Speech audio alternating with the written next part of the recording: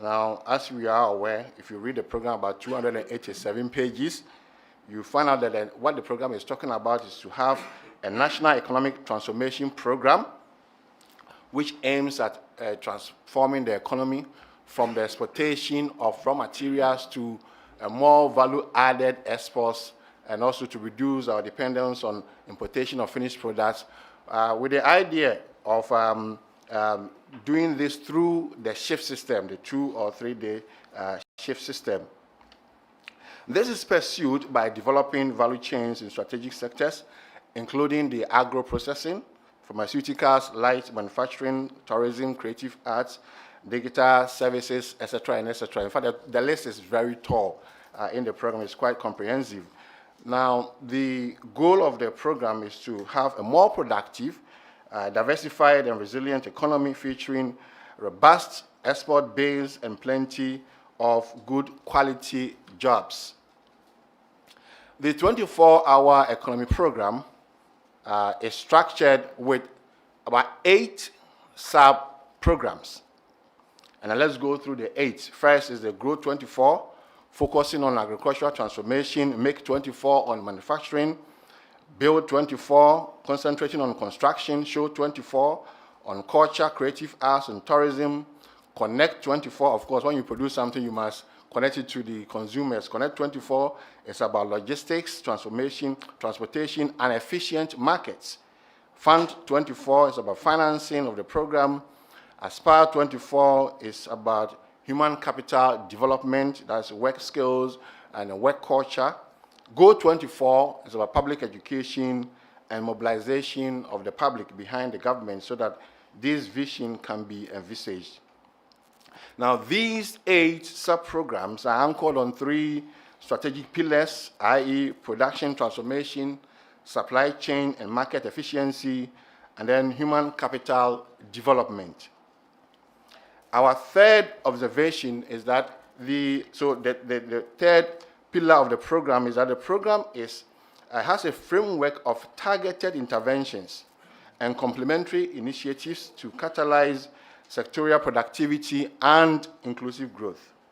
So the program, as you read about 287 pages, you see that it outlines a suited, targeted policies, interventions, and investments embedded within the integrated sub-programs, the 8 sub-programs. Now, the implementation of these activities is projected to drive domestic production, to substitute imports, increase exports, and expand employment.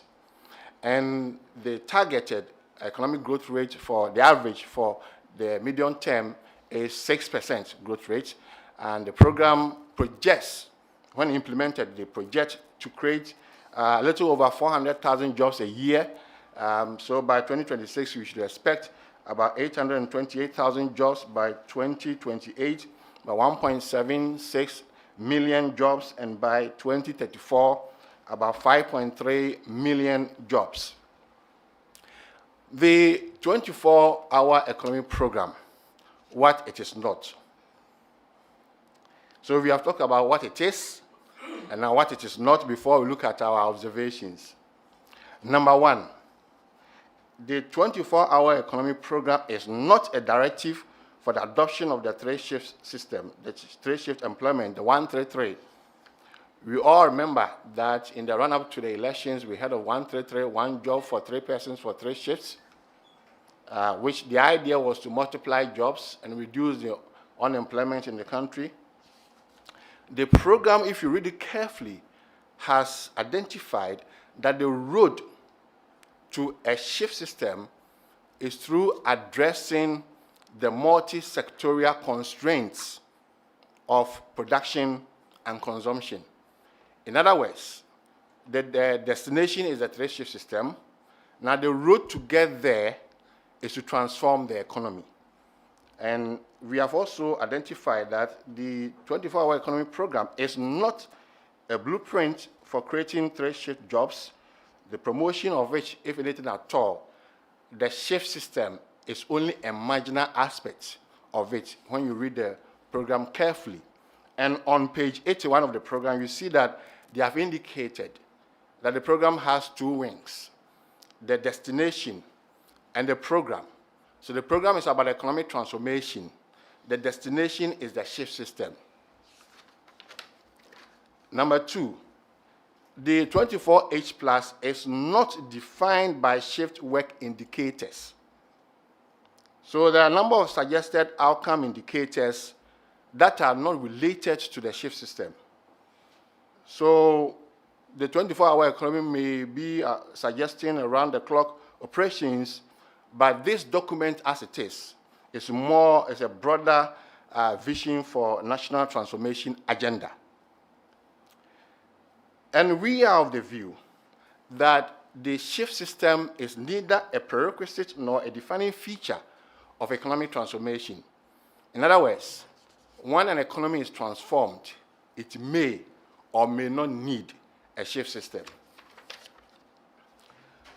Okay, so now that we know what the program is and what it is not, let's journey through the 9 observations we've made. 9 observations. So I'm your pilot. If you are ready, let's fly. Okay, 9 of them. Number 1,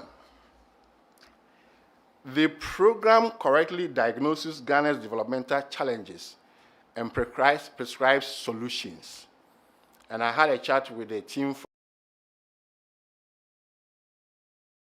the Secretariat, and I recommend them for this work done. They really interrogated Ghana's economy. In fact, they have a whole page, like a whole part of it devoted for that. They also even made references to the past developmental agendas in the 50s, 60s, and 70s, which we got to know that these developmental programs were just state-led. And then in the around the Fourth Republic, we have seen that most of the programs are less state-centric, more of bringing in the private sector. We also observe that the 24H Plus shares some characteristics with past developmental programs. For instance, the Coordinated Program of Economic and Social Development Policies 2017 to 2024 has in it agricultural transformation and industrialization. That's where you find this planting for food and jobs, planting for exports, and rural development, etc. The 24H Plus also has agricultural transformation, industrialization, and the rest. The program that we are reviewing today, though shares some characteristics with past developmental programs, it differs from the past ones. First of all, the Volta Lake, the economic activity, the Volta Economic Corridor, in our view, is in fact, the document has acknowledged that the 24-hour economy and accelerated export development program is the flagship program of this administration. Within the program, the Volta Economic Corridor is the flagship of the program, and we are really happy to see that. We know the Volta Lake, the economic activities around it, if well developed, can help a lot. And this program also differs from other existing programs because there are a number of fresh fiscal incentives for the private sector, including bonuses for exporters, income tax credits for investors, infrastructure, and tax rebates for firms having multiple shift operations. Number 2 observation. Our second observation is that this program has a cross-cutting nature, which has proposed interventions and that make the program very comprehensive. It touches on all angles of the economy. Name it. Name it. It is very comprehensive. And again, we commend the team. So it's trying to address sectors of the economy, social sectors, economic sectors, simultaneously. And it also acknowledges that the program fosters systematic improvements across the economy, creating synergies between the sectors. So you see the interconnectivity or interdependence of each of the sub-programs and their targets. For instance, the Grow 24 depends on the Make 24 for farm implements and also a market.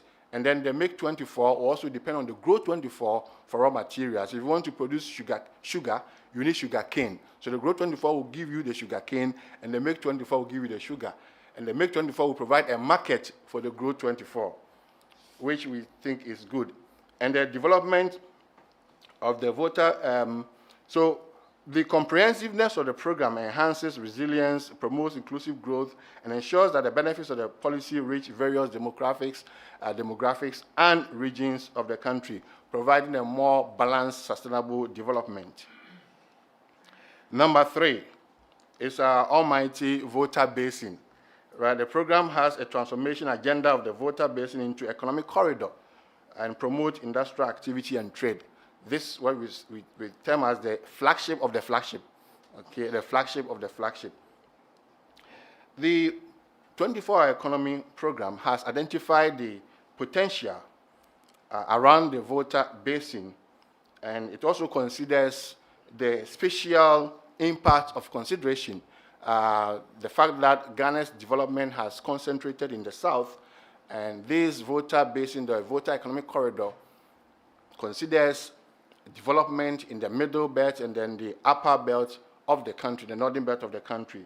And we think that is something that we should commend them for doing. The program also, based on our reflections, also projects alignment with regional integration. With the AU, we know the African Continental Free Trade Area.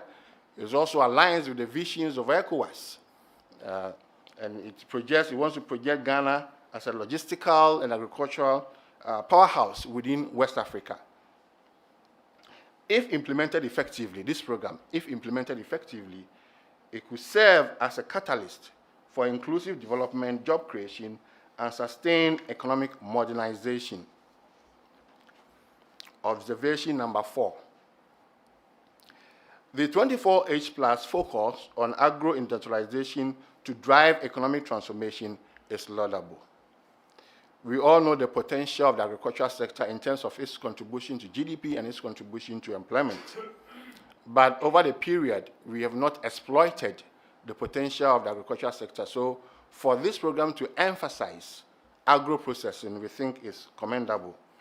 And the 24-hour economy program identifies these failings and proposes actions and projects to improve the situation. Observation 5. The position of the 24H+ in Ghana's medium-term development framework is unclear. In Ghana's institutional context, the programs of this nature are ideally prepared by the National Development Planning Commission and integrated into the National Development Plan. And that will serve as a basis for all the district-level plans and then also the sectorial-level plans, translating into the annual plans and being financed through the budget to ensure coherence between development programs and fiscal allocations. Programs outside of anything led by the NDPC may potentially be duplicative, suffer weak linkages with the fiscal program, dimming implementation prospects. This disconnect represents a primary challenge of the 24-hour economy program. A good illustration is the policy overlap in the agricultural sector. We've seen policy overlap in some sectors, but let's take the agricultural sector as an example. We have Growth 24, and the 24-hour economy program has not been implemented yet. It's been launched. But the Feed Ghana is ongoing. So one would ask these following questions. Feed Ghana, Growth 24, which of these two programs is the government's principal agricultural transformation intervention? Another question to ask, would both programs be implemented simultaneously, despite their overlapping mandates? And the third question to ask is, which program will be prioritized in alignment with the fiscal framework that governs resource allocation? And I'm sure the team, they are taking notes, they will answer the question for us. Number 6, observation 6. In the absence of ex-ante appraisals, the proposed projects pose significant implementation and fiscal risk. We've seen a number of strategic projects outlined in the program. Now, these appraisals have not been done. When done properly, it to provide financial viability of the projects and the proposed implementation models. The appraisals of these tall lists of projects are only beneficial to not only the government but also to the private sector.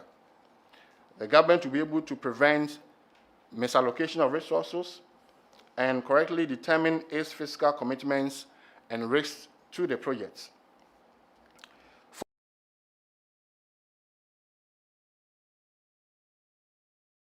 For the investors, these appraisals will help them reduce risk and attract capital.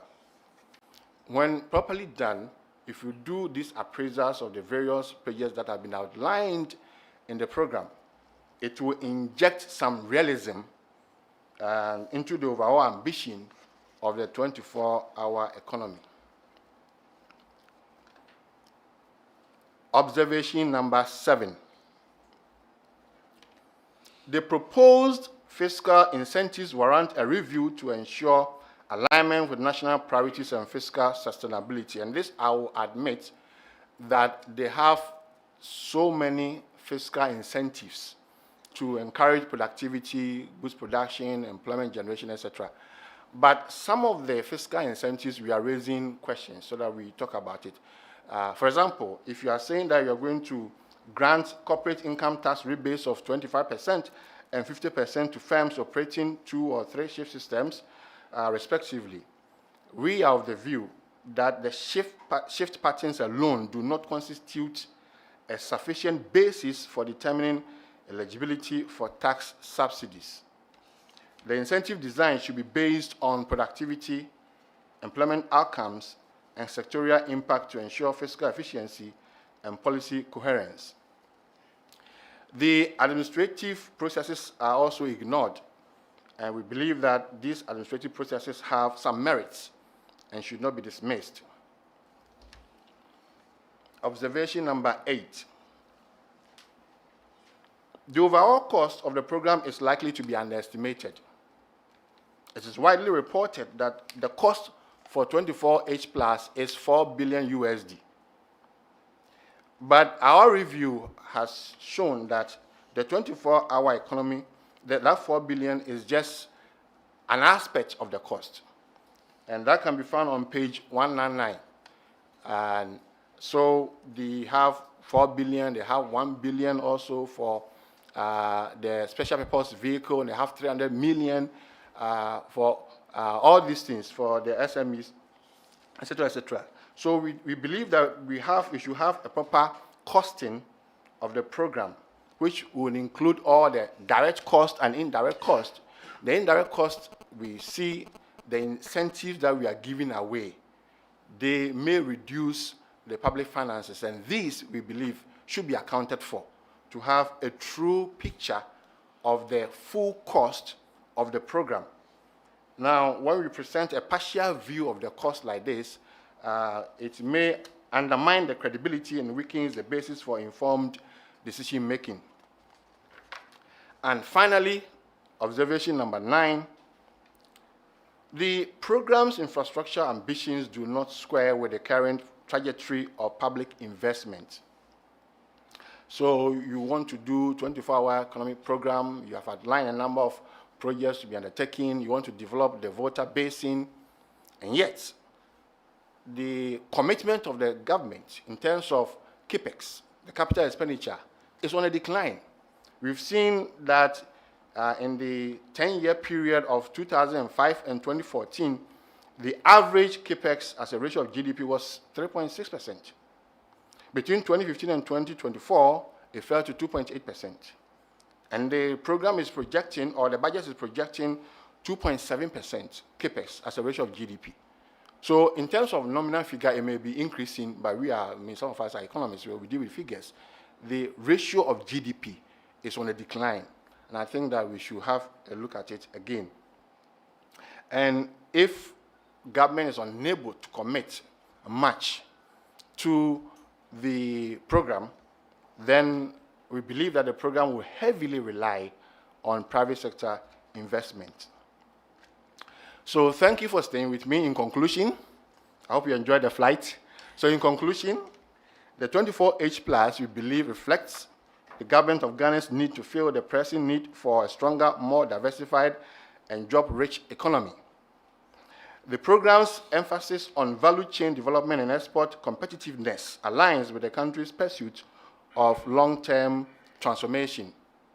However, the program's success will not only depend on its vision, but also on a coherence and efficiency to reduce implementation and fiscal risks. Therefore, we propose the following recommendation. Number 1, integrate the 24H Plus into Ghana's medium-term development framework so that it will be led by NDPC and to have financing from the budget. Number 2, establish transparent costing and phased fiscal planning. The government is encouraged to publish detailed, or the Secretariat is encouraged to publish detailed cost estimates of the program, if necessary, so that, when adopted, it will be more transparent, it will support budget discipline, and enable stakeholder confidence and reduce risks. Recommendation 3 is that the Secretariat or the government or the framers of the program must undertake robust appraisals of major projects to justify projects and mitigate investment risk. This, we think, will justify public investment, mitigate risk, and ensure that resources are directly directed toward high-impact, scalable initiatives. Our 4th recommendation is that there must be a targeted tax incentive to catalyze developmental priorities. This, we believe that the Secretariat did a good job to go halfway. The other half is what we are recommending. The other half, that the incentives must be targeted, especially when you are talking about giving incentives to just the shift system, companies practicing shift system. We believe that it's not enough. And this would reduce waste, reduce the revenue leakages, and attract credible private sector participation, get value for money. The 5th recommendation is that they should align infrastructure ambitions with public investment commitments. As we have seen that there's a tall list of projects to be done. In fact, the voter basin alone is big enough, and therefore we should encourage increment in public spending, public expenditure spending, which should be matched with private also expenditure spending. We know that, those of us who teach economics in class, when we are calculating aggregate demand, you say it's equal to GDP, it's equal to C plus I plus J plus NX. And the I in that equation is both public and private. So in the event that the public is not forthcoming, then you only rely on the private. But we believe that the two must go, because this program is really a serious business, and we want the government to succeed.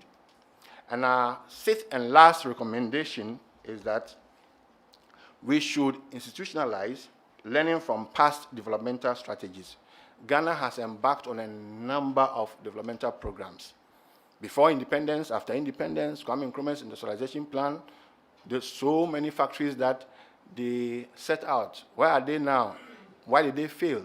We should have institutional memory and learn from all these past mistakes. If you learn from your mistakes, you will not repeat them. And so going forward, we will not waste resources, and we all want a better Ghana for ourselves. I thank you so much for your attention. God bless you.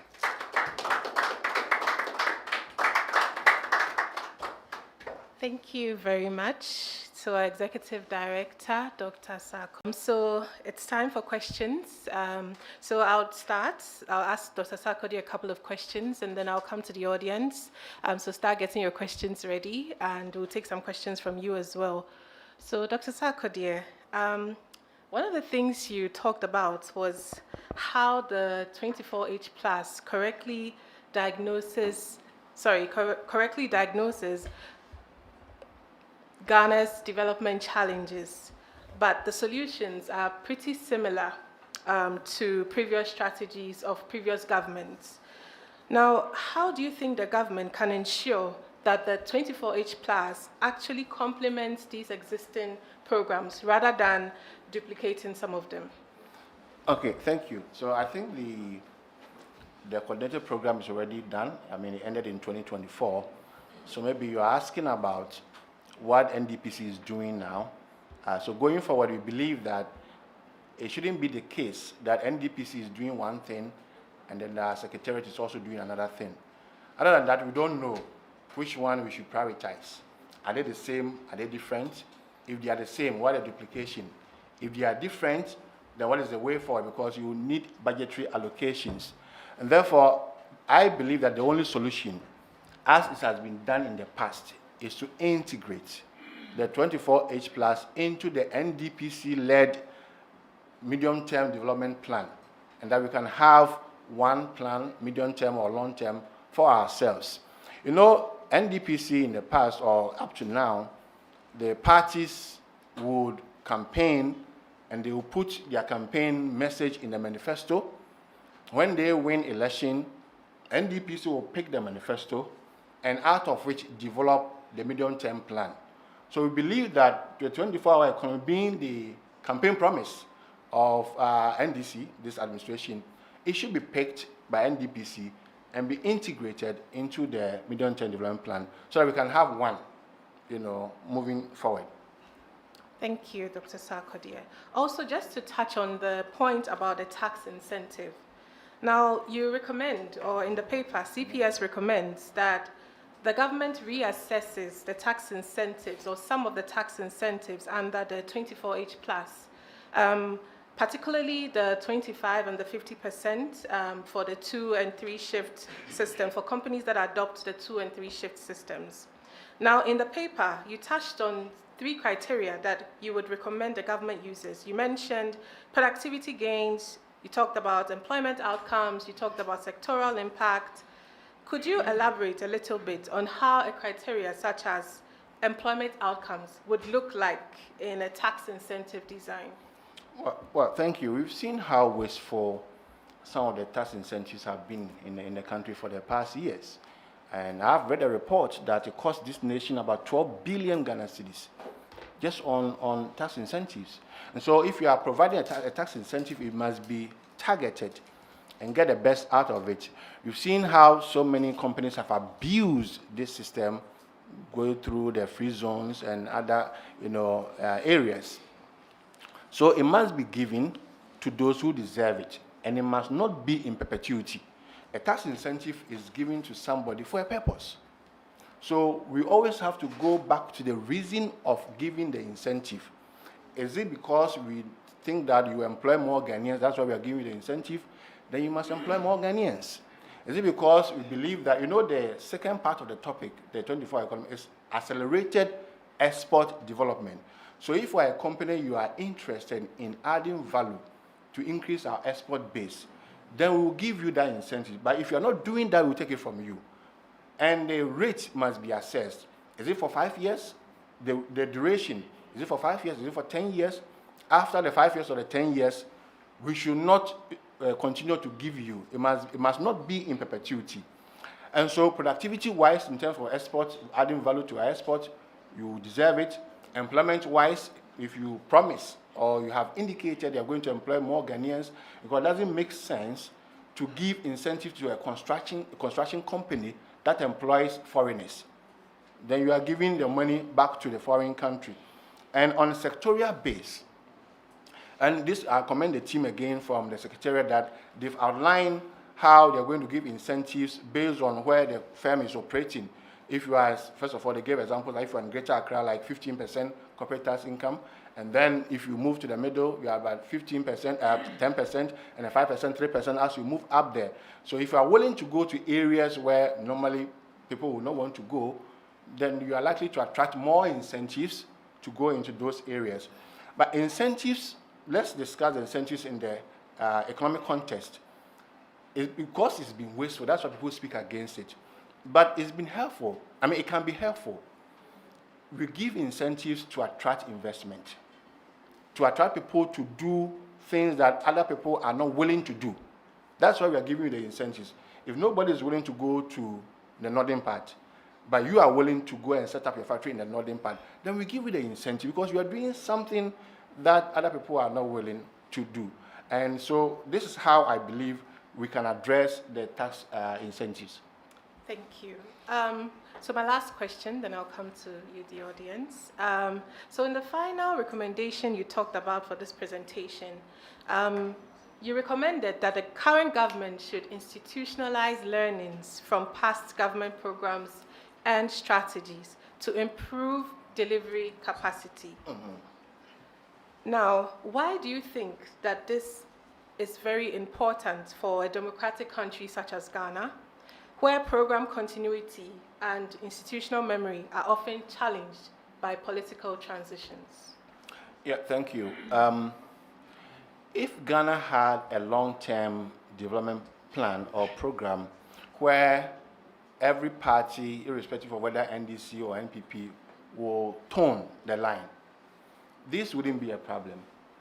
But we've seen how most of our programs have been influenced by politics. And one party comes, brings out this, they lose election, it's off. Another party will come.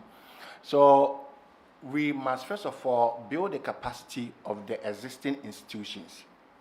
We have the ministries, departments, agencies, districts, municipals.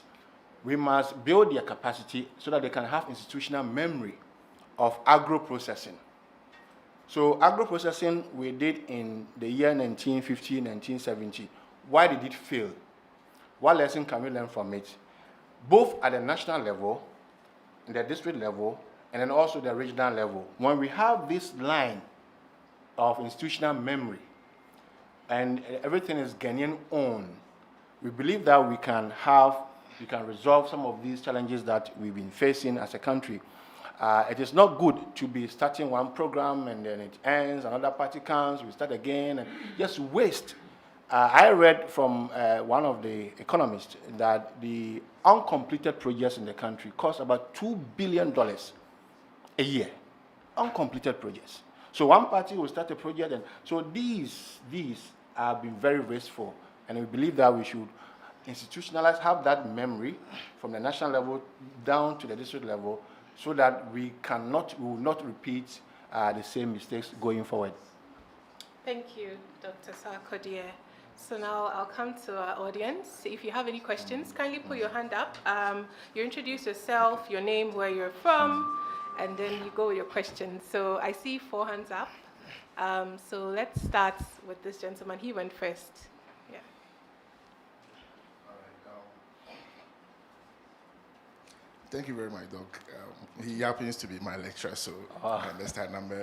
My name is Mohamed Abubakari.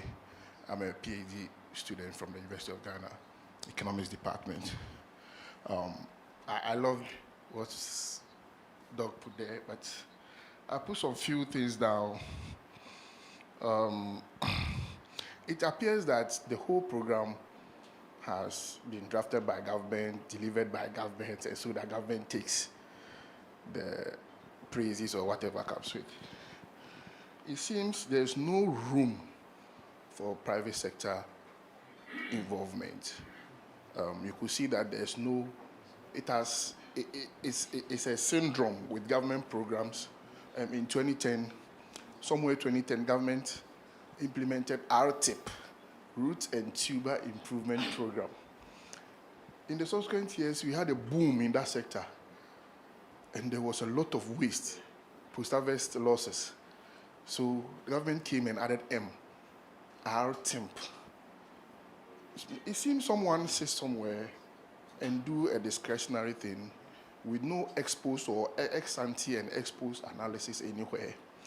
So we've come to the same point in 2025. We are still going through that we've not quantified things and put in paper, and there's no room for monitoring, evaluation, research, and learning. Whatever we've seen here shows that there's no room for that. And so if that's the case, what has been the challenge? Is it funding? Is it political will? Is it that we are just not interested in learning, or we are just not interested in developing this country? They should tell us so that maybe next year we pack out and say, who should tell you? Thank you for your question. Okay. So should we take a second question, or you want to answer? Three, yeah. Okay, so we'll take a second one. My name is Reverend Dr. Prince Eji, Senior Lecturer Department of Economics, University of Ghana. Thank you, Executive Director. Thank you, CPS, for this presentation. As a student of development economics, we know that plans fail primarily because of market failure and also government failure. And I want to find out how is the 24-hour economy program positioning itself to address potential market failure and government failure? That's the first question. The second question is that labor researchers have mentioned that in Ghana, our problem is not unemployment, but underemployment. Prior to the 2024 elections, we were made to believe that the 24-hour economy is 133, the same job you are going to do with 3 shifts. Today, we learned that that it is not.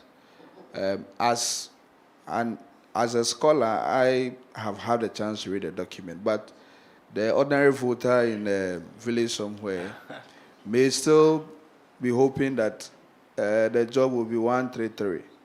So how do we address this, information gap so that the government is not seen to be deceptive in that regard?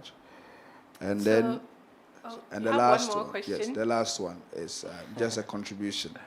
Okay, we have time for contributions. All right, thank you. We'd like to limit ourselves to questions for now. We'll take the last question for this round, and then Dr. Sarkodie will answer the questions. Yeah, maybe we go to the Secretariat, and just allow me to do this, because as soon as I heard about the 24-hour economy, immediately I went for the document. Fortunately for me, the courses that I have been teaching since the past 15 years, from UPSA and then now at Legon, I have been going through such development documents. So when you pick Ghana Vision 2020, so beautifully written, we put it together 1995, and it was supposed to be implemented between 1996 and 2020. President Kufuor came, and we have to push it aside. And so we adopted Poverty Reduction Strategy Paper 1. If you look at it, you don't see things so much different from the Vision 2020, because almost very close. Then from there we move on to growth and poverty reduction paper, so that became GPRS 1. Then GSGDA 1, GDA 2. Akufo-Addo came with Ghana Beyond Aid agenda, and so big. And indeed, if you pick Ghana Beyond Aid agenda and you compare it to 24, you hardly see any difference, except changes in names. So make Ghana, Akufo-Addo had a beautiful, plan to develop. I'm talking about the industrialization. So we had one district factory secretariat. Now we've pushed it aside because we are resetting. My question to you, that's where I have a small question for you. Yeah, we've pushed the one because it was doing well. Now I can tell you that over 200 factories are working under this. Some have problem, but over 200, because recently I invited one of the guys, one of the owners of those factories, to my class to teach my students. And so it is real. In my house, my own house, God is my witness. I'm a Methodist, I will not lie. My own house, the tiles that I use for the wall, it's from a factory in Takrady, under 1D1F. One of the old ones, they had about 42 old ones, or around 40-something old ones that were working. Now we have moved because we are resetting. If NDC is going to rule Ghana forever, I don't have a problem. But there's likely to be a change. And so with what I'm talking about, sustainability. Yes. So a new government comes, and if they also decide to reset, then it means that we are going to move from 24-hour economy. And when we do that, we are joking with Ghana. We are not serious.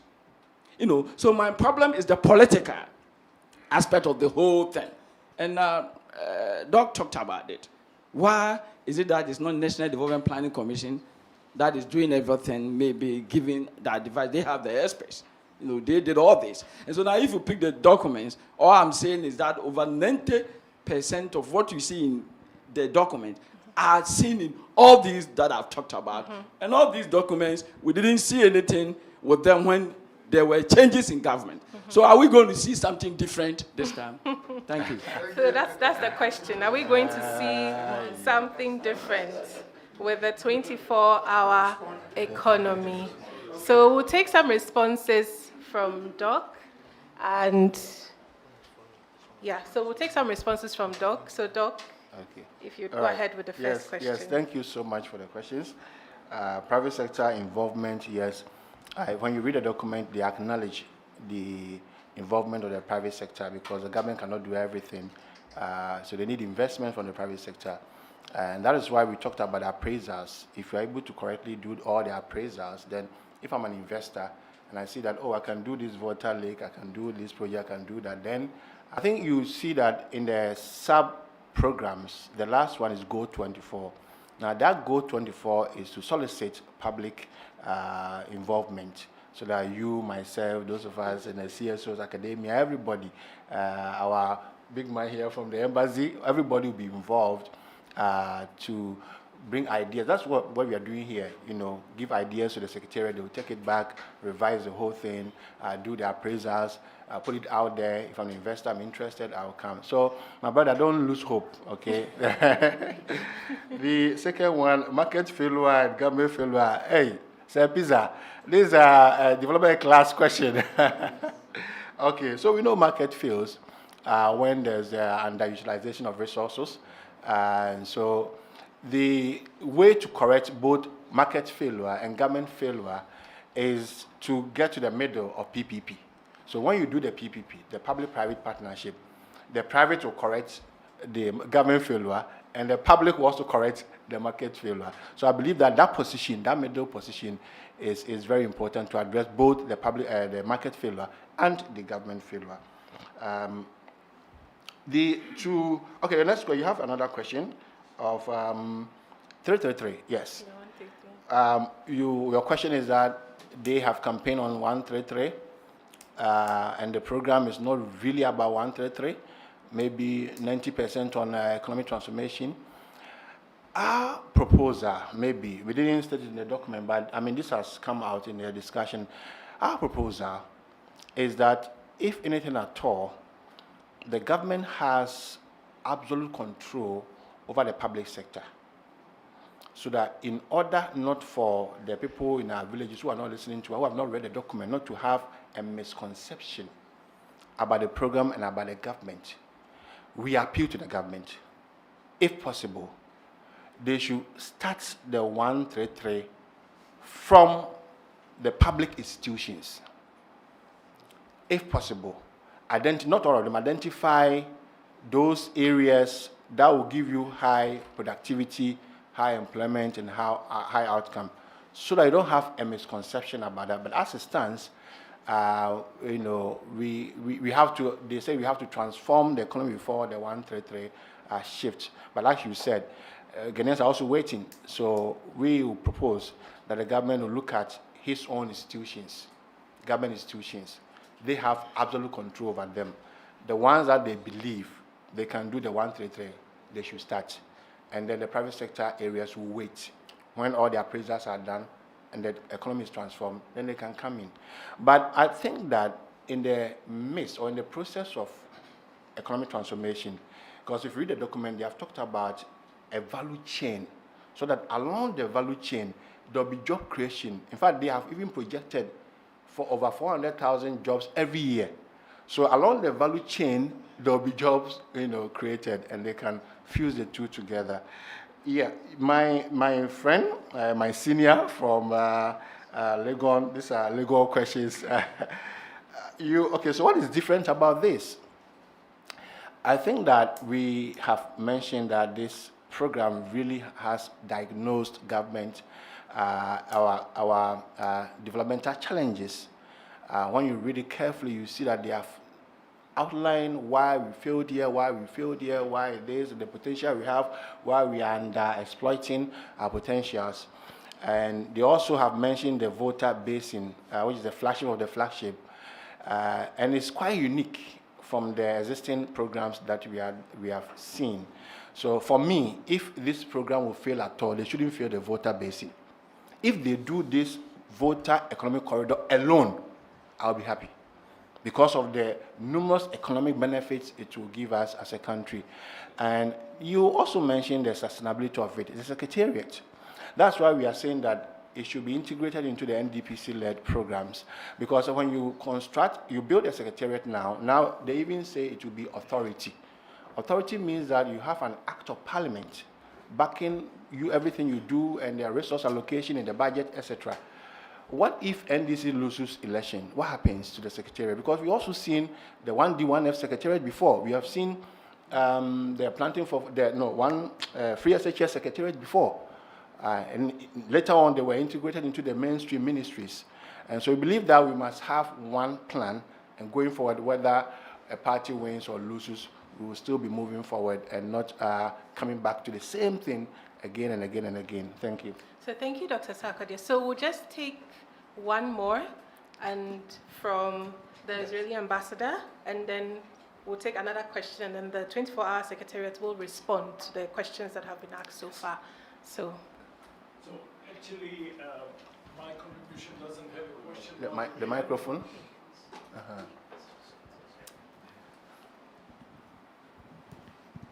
So my contribution doesn't have a question mark at the end, but basically compliments, first of all, to the Secretariat and then to the CPS. I learned the program as much as I could some time ago, reporting back to my government. The success of Ghana is very important to Israel. And indeed, when I read the initiative, the 24 hours economy, I felt that it's a little bit familiar to me. I'm a history student. And then I went back to the New Deal of the United States under President Roosevelt in the 30s. Now, I don't know if this was there in your mind or not, but it is very similar. Even the Volta region, which is there was the Tennessee River program within, as you said, was the flagship of the New Deal. So I really wish Ghana that this initiative will be as successful as the New Deal. The success of Ghana is important to Israel. And going back to the CPS, I think you made a very serious job by producing this report that I think I'm the first one to get a chance. Yes. That's the privilege of an ambassador to get a copy of the report. Indeed, you are touching many issues. Two of them I asked myself when I tried to study the program. One is about the finance of the budget that is needed, which is, you said that $4 billion might not be enough. And that's one question mark that I had. And the second one was mentioned by this gentleman, the availability of the political continuity of this program. So those are two question marks among the many that have been presented today that also I had when I tried to study this program, not in such a professional way that was done here. I'm not an economist, but again, just to sum it up, really, I'd like to thank you for the presentation. I'd like to thank for the Secretariat, and I'll be, again, happy to meet you, sir, at the embassy to learn more about it and see how we can be relevant to it. And I wish both of you a very successful program and a very successful work of this center, which I understand is quite new, and I think you have a brilliant future in front of you. Thank you. Thank you, Your Excellency. So we'll take the last question in the interest of time. Okay, two more questions, and then the Secretariat will respond. Can you kindly pass him the mic? No. Or you go first? Okay, then he'll come back to you. Hello, good morning. Good morning. Yes, so my name is Justin Tusoi. I'm the Officer for Economy and Trade at the Netherlands Embassy. Sure. I want to commend you for the good presentation. Thank you. We at the Netherlands Embassy we just did our multi-annual country strategy for the next 4 years. So every 4 years, we usually have a strategy for the country that will guide our work for the next 4 years. And I think the Growth 24 is something that we really find very, very interesting. And we've already engaged with the Secretariat on it, because our strategy for the next 4 years will be to invest in the cocoa sector and the horticulture sector. Sure. You know, so we are looking at bringing Dutch companies that are active in the horticulture sector to come and invest in the Growth 24, because we believe that the Dutch has the technology. You know, we have irrigation schemes that can actually help, particularly with regards to the Volta River. You know, we have seeds companies that can also come and bring hybrid seed into the country. So we are in touch with the 24-hour, the Growth 24 Secretariat, you know, and in the next few days, we want to pay a courtesy call on Mr. Charles Nunu or something, the coordinator for the Growth 24. Okay. Yes. When we met with them, one of the questions was what we are already addressing about the fact that if there's a change in government, it's possible that the new government can change the secretariat. So what can they do so that if the government changes, a new government will not, change the secretariat, or even some of the tax relief that are being granted to, the farmers or whatever is taken away, because that will, disrupt the whole purpose of the program. Yeah. So it's something that we are watching closely, and we are already reaching out to Dutch companies, like companies that are active in horticulture to come and invest. And next week we'll be having a trade mission.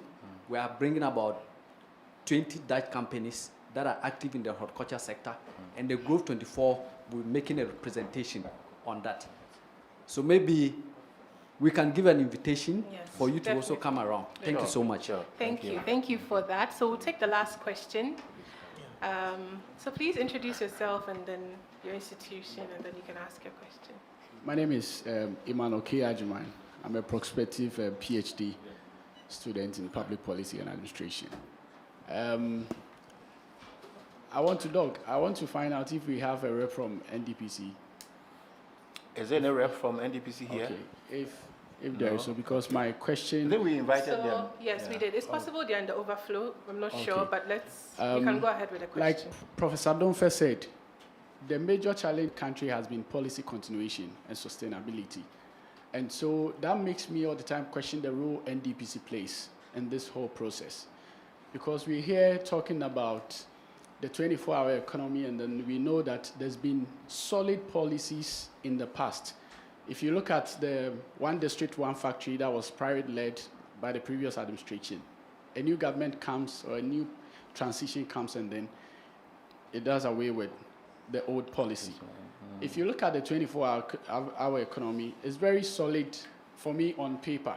We are yet to see its implementation process and all that.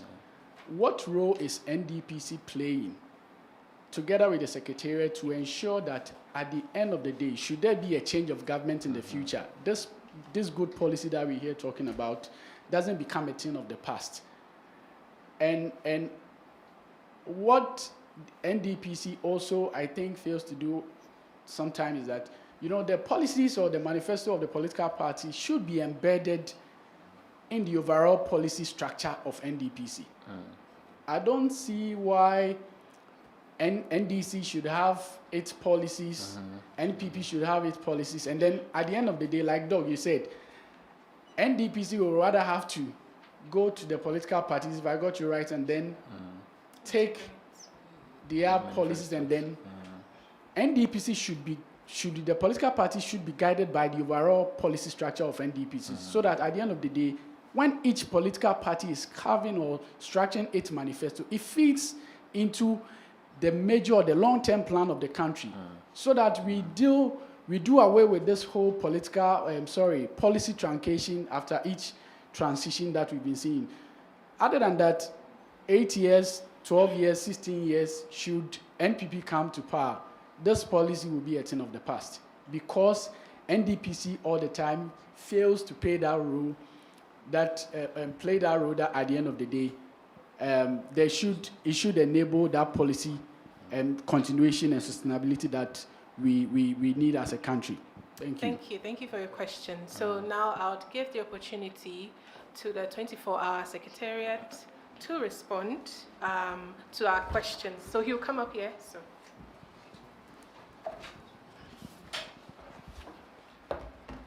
Thank you very much. And I really want to commend Center for Policy Scrutiny for this very wonderful opportunity, and what you have done is fantastic. We believe that in the trajectory of building a nation, you have to make what I call surgical operational decisions. When someone is sick with cancerous cells, you do not give them paracetamol.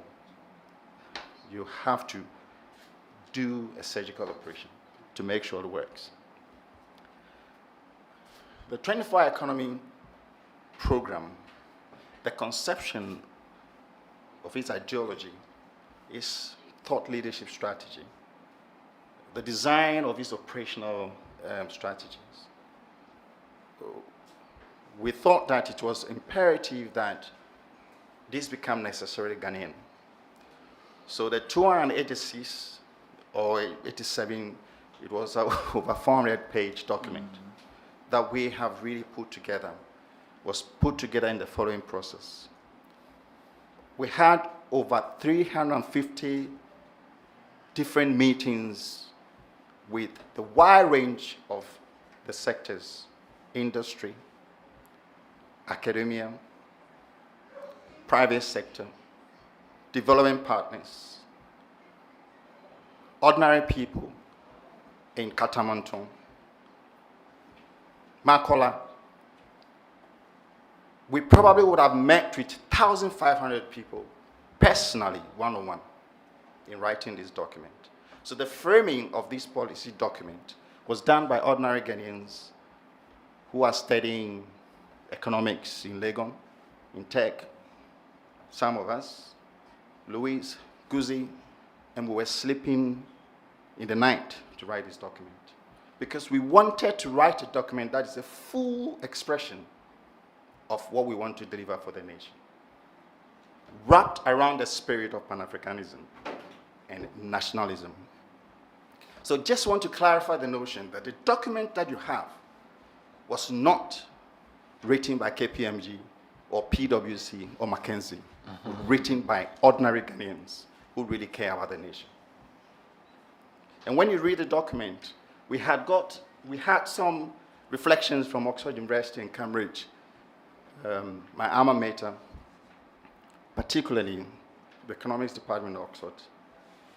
And they said they have never seen such a policy document in the last few decades from a government, and that demonstrates how serious we are.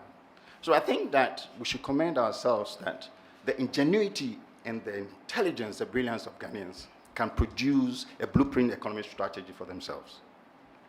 So I just want to clarify that from the onset, so that there's no misconception that government develop a document that he wants to impose on people and implement. It's a very important fundamental fact to underscore. And I will take some of the questions and I think the points that you have raised are extremely important. Most of the questions that you've asked demonstrate our desire to see this nation really developed. And it also demonstrated the fact that you don't want to see a brilliant policy to be killed by political expediency. One change, another change, and then we don't do it. And so every question you have raised this morning really is refreshing to me. And coming from the Secretariat and being part of this, architect of this document, really touched me. So I want to thank you so much for such a deep reflection and the way you have posed those questions. It really is deeper than perhaps the way you have expressed it. So let me take some of the points briefly, the major issues. Number one is the alignment with NDPC. For policy continuity, every nation that has developed policy coherence and continuity is very important. When we're framing this initiative, we had to study some nations and ask ourselves, how did they get here? Number one was China. It's only the last 3 decades, the last 30 years, that China has become what it was. Ghana has been in existence for close to 60 years or more. What did we do in the last 30 years, since 1996? What we have seen, that the economy that we have inherited today from 1996 is one in which it does not produce jobs. So we moved from 10.6 billion GDP to 80 billion GDP, and our job ratio has been going down. So our economy that we have does not produce jobs. And remember, we have constructed this economy that we have inherited today from all the public programs that we have, you mentioned here, and one of our professors talked about. So we looked at all the policy framework from 1960s up to today to really ask ourselves, why are we where we are? What we could have done better. So we studied 1D1F, some of the challenges that it faced, and we turned that into opportunities which we incorporated into underscoring and framing the 24 economy program. So yes, it bears clear semblance and characteristics with some of the development imperatives that we've heard about. But clearly, we have asked ourselves, how could we deliver something different that could ensure continuity, that within the next 10 years, we will see Ghana really expanding and exploding? And how could we expand our GDP beyond 80 billion whilst creating 1.7 million jobs? So that was the thinking. We looked at Singapore and how they developed. We looked at Malaysia. We looked at Rwanda. We looked at Sierra Leone. If you remember, from 2000s, just after the war and the way Sierra Leone was moving, it was accelerating very fast. What was that period of 10 years that Sierra Leone did very well? What made it different? And how is it that it stunted its growth? So we learned from accelerated growth, decelerated growths, the anything in between, and we frame this trajectory, and we thought, this is something that we need to pick in and move on it. You will see that we have made a projection that is moving beyond 2028 to 2034, with the assumption that there's going to be a policy continuity and make it happen. NDPC is one of the institutions that we work very closely to frame this. Dr. Nimoy Thompson was really one of the architects of this. We talked to the board, we talked to the teams, and we have set up, with close collaboration with the NDPC, an policy team that really worked, that is comprised of all the MDAs. Recently we met across all ministries, department agencies, to really look at how to interpret the policy into their MDAs. So that discussion, that is happening, and there's a whole dedicated team that is working with it. And so NDPC is not an outlier in this. We've also met with Council for Scientific and Industrial Research to make sure that this is really, the implementation is underpinned by some of the interventions that they've made. As you can see, we multi-dimensional had this program cuts across all sectors of the economy. And CSIR has done tremendous research into what should work from building to seed development, Center for Plant Medicines, and every one of them. So they are one of the strong allies that we work in terms of implementation, to underpin our implementation with research and data. And we believe that we can actually coordinate very well with the university institutions to be able to do that. One of the flagship program, which has to do with machines and then pharmaceuticals, we are doing that with Legon University, and we are doing that, the other one, engineering, with University of Science and Technology, as the fulcrum to bring like-minded academia into this. And now we have policy think tanks such as CPS that can coordinate with the other think tanks to be able to frame this.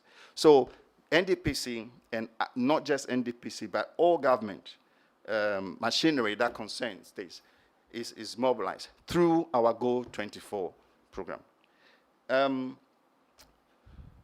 When you have an economy where you import $350 million per year of Yemwadia, you do not structure the economy to be productive through piecemeal approaches, which is why an integrated value chain approach is what we have adopted. And one of the key principles is ensuring that there's coherence across different sectors in the way we push. So we believe that there is a government response to this economic deformity, and there's a private sector response to the economic deformity. We have always been talking about PPPs, but one of the things we believe is that in a country where we are an IMF regime, where our fiscal space, in terms of mobilizing fiscal space, is very small, the only way we can take off is to mobilize and revolutionize the mobilization of the private sector. And therefore, if you look at the mix of PPP, for us, the P capital is the private sector. So this program is necessarily enshrined around the work with the private sector. So our implementation approach is to ensure that the private sector actually take the lead. During the launching, the president emphasized twice, this is not going to be implemented by the public sector. The public sector will enable the private sector to lead the implementation. Government will not take the lead, it's the private sector that will drive it. So everything from mobilization of technology, establishment of cooperatives, working with investors, we have created all of this to make sure the private sector will provide the lead. And therefore, our incentive structure, the way we have constructed it is going to be a performance-based incentives where you will be judged by certain parameters. One is additionality of jobs and the extent to which we are able to monitor the 400,000 jobs per year, your contribution to that. The other one is your contribution to the economy in terms of production for accelerated exports. The other one is your innovation to ensure that the diversified products that we want to develop through the value chain process, that we are able to see through your creativity and ingenuity, derivative products coming to your production lines. Because one of the, and I will come to that point about 1D1F and how everybody is integrated, because it is the private sector.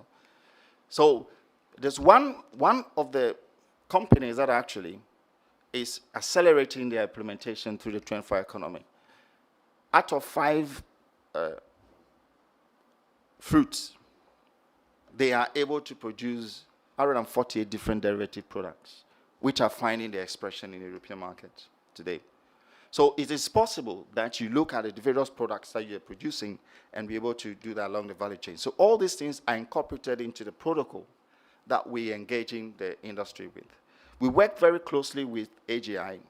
And as you know, most of the companies that were developed during the 1D1F were all members of Association of Ghana Industry. Our readiness protocol is to work with all of them. So we have met with all of them, looking at how they expand, looking at how they respond to market, and how we can support them to be able to advance and accelerate their industry and expand. So we are more inclusive, and then it is embracing everyone else. What we are trying to do is really to build on what works and make sure that we can expand it and correct the deformities or the constraints in the value chain which did not allow some of the industries that were set up in 1DYF to be able to grow. One of the things that you will see with the industry today, some of them were set up in one way, was the fact that they could not have raw materials. The rubber sector, the share nut sector, and some of the processing processes that we have seen. So we are trying to make sure that we can correct that by ensuring that the raw materials are necessarily given to the private sector. The other thing is the market. One of the things you will see with us is to ensure that there is a change in the procurement law to allow local content so we can assimilate the market when they are produced. The markets that we do have is $3.5 billion of imported food. That is the market for producers to substitute. So how do we ensure that the producers will be able to substitute this market? This, we have organized our production through agroecological parks, and to ensure that we will be able to do that by providing the following: the land for your expansion. 2, capital. How do we make capital? How do we address the issue of capital? We have framed what we call the SME financial facility. Now, the SME facility is built is built in the following way. Our major partner for that is Development Bank of Ghana, so they can have an wholesale funds. Long-term concessional loan will go through that. We just signed $500 million with Badia. $500 million with Badia. We have arrangement with Ghana International Bank. We have arrangement with other development financial institutions to pool a total of $1.2 billion SME facility to do the following: to provide patient capital to the small medium enterprises. This was one of the gaps in previous development trajectories with private sector. Provide patient capital so that you'll be able to access this capital at least less than 10%.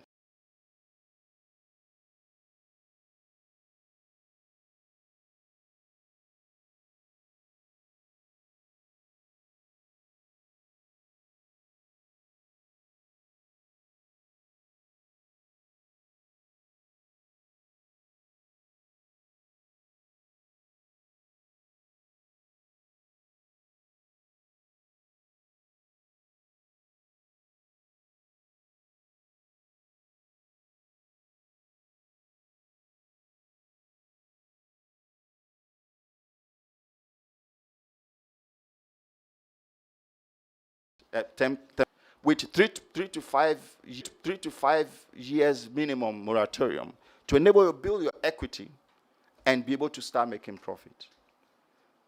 And we also believe that it's important that we change our industry to bring in some decorum in the way they work. So we frame this in our cooperatives, associations.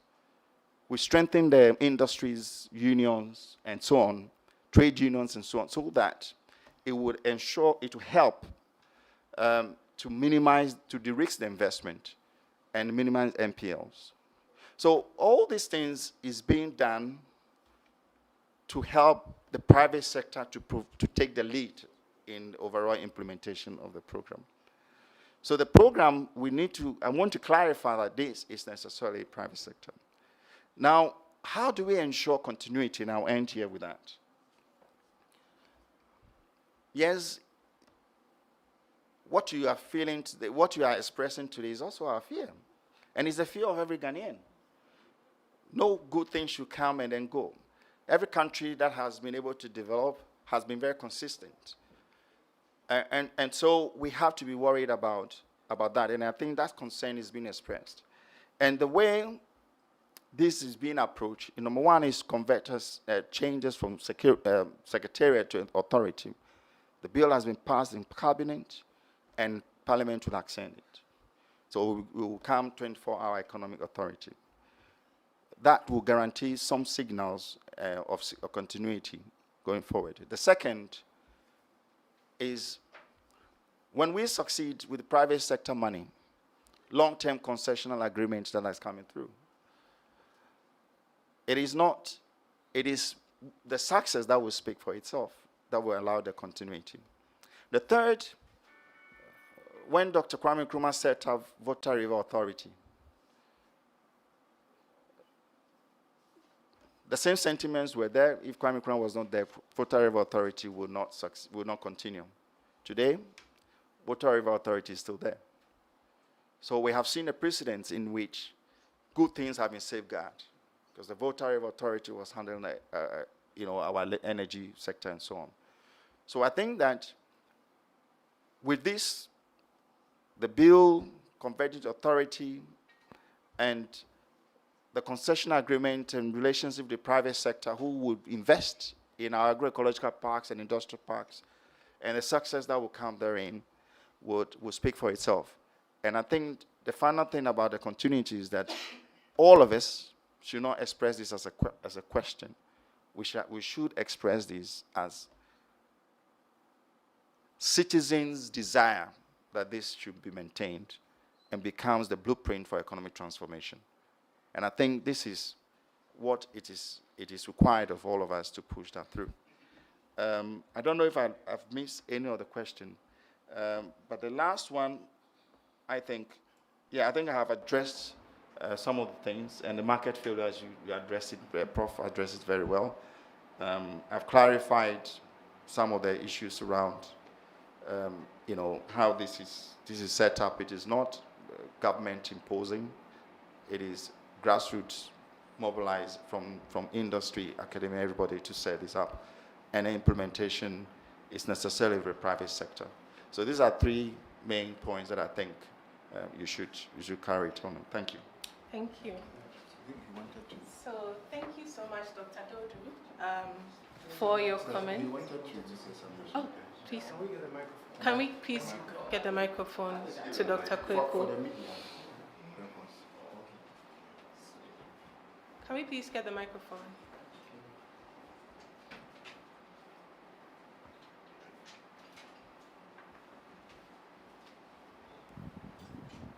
Thank you very much. I think a point was made about of functions, particularly between the 24-hour secretariats and various public agencies. We are very much aware of it, because if you look at the design of the project, it cuts across all the critical agencies, especially the ministries, and therefore and other stuff can start, emerging.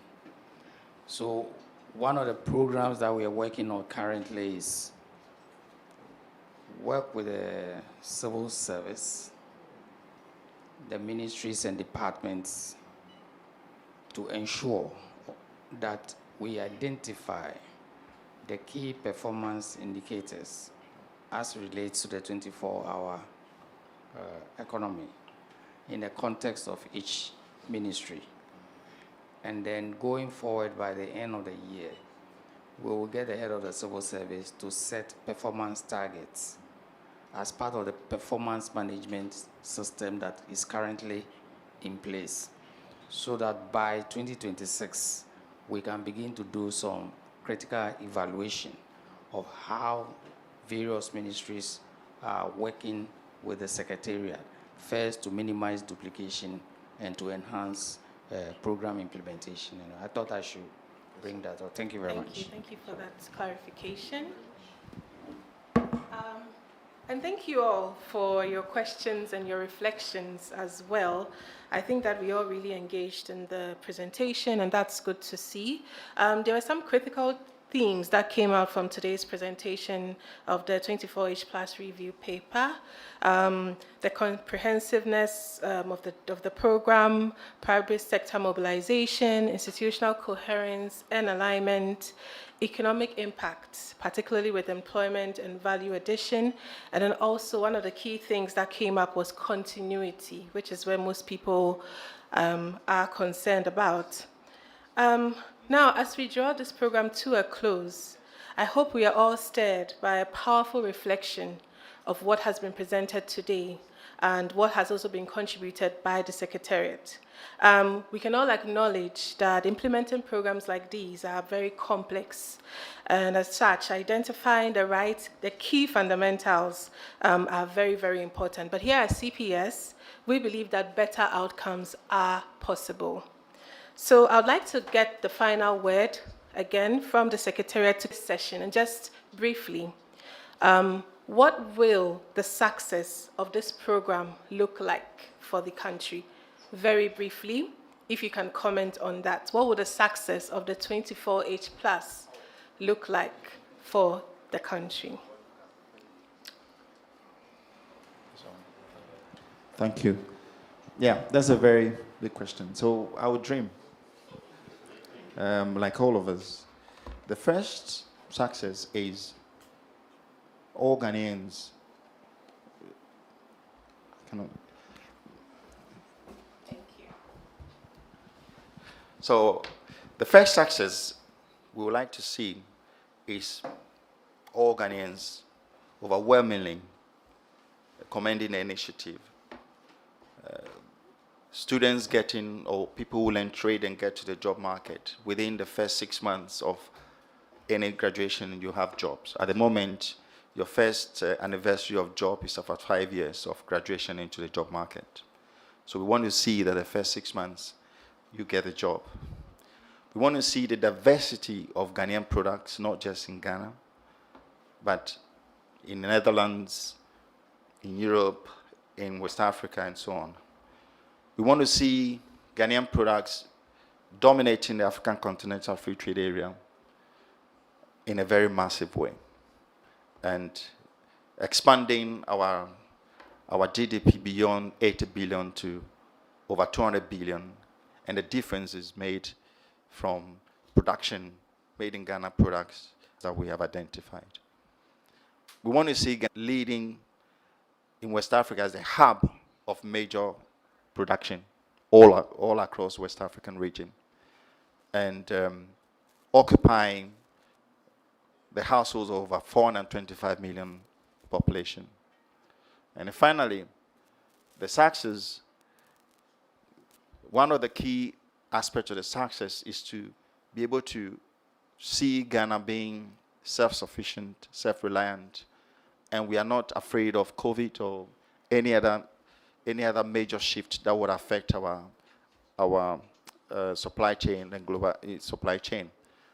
And Ghana is actually being able to provide food sufficiency and security across West Africa countries, particularly the Sahel countries whose economies are intertwined with our country. Overall, we want to see more Ghanaians being wealthy, more billionaires emerging out of this, and Ghana's wealth is actually finding expressions in other West African countries. That is the dream that we want to see, and it is possible.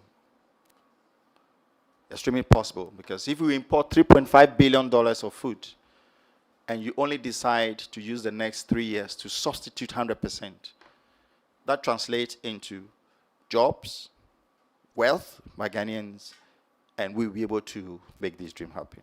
Thank you.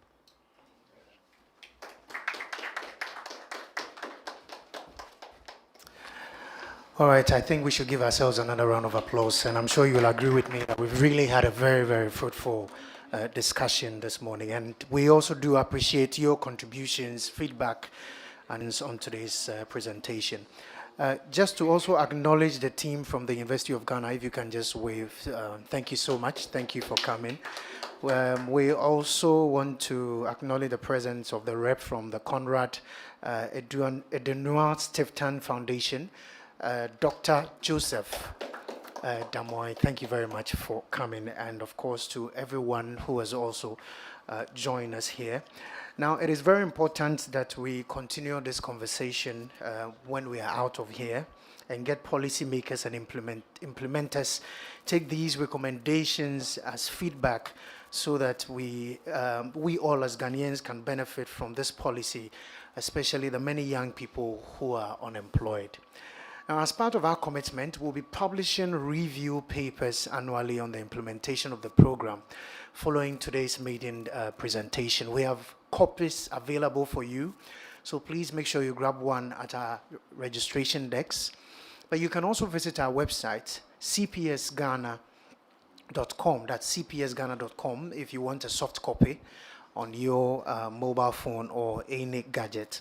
You can also follow us on our social media handles, that's Facebook, Instagram, TikTok, X, and YouTube. In the coming weeks, CPS will hold a series of activities including youth dialogue, an online spaces conversation, a thought leadership fireside chat on this paper, and other emerging economic matters. And we invite you to follow our handles or follow our events wherever you are and engage with us. Once again, on behalf of the board and management, we say thank you to everyone who joined us here. What you didn't know was that we had thousands of people watching online because we're streaming on our social media handles and, of course, on City Newsroom's YouTube page. So many people have been watching online. I want to thank those who join us online as well. Make sure you join us for our next engagement, and let's all work hard to help Ghana win. Thank you so much once again, and God bless us all. Thank you. Thank you. Thank you.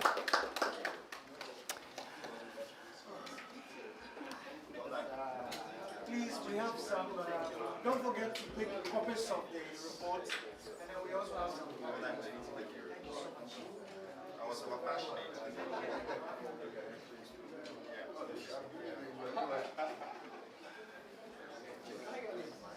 Sorry, my name is Oh, can I get Dr. Ishmael?